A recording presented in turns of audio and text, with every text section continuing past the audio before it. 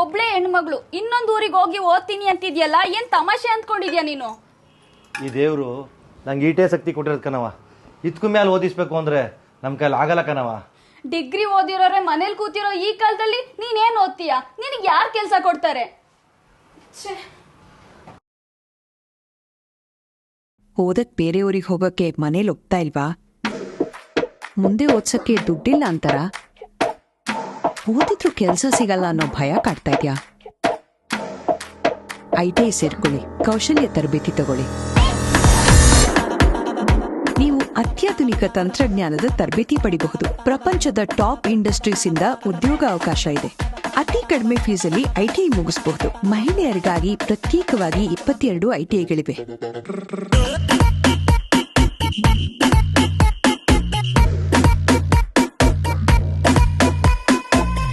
ಹೆಚ್ಚಿನ ಮಾಹಿತಿಗೆ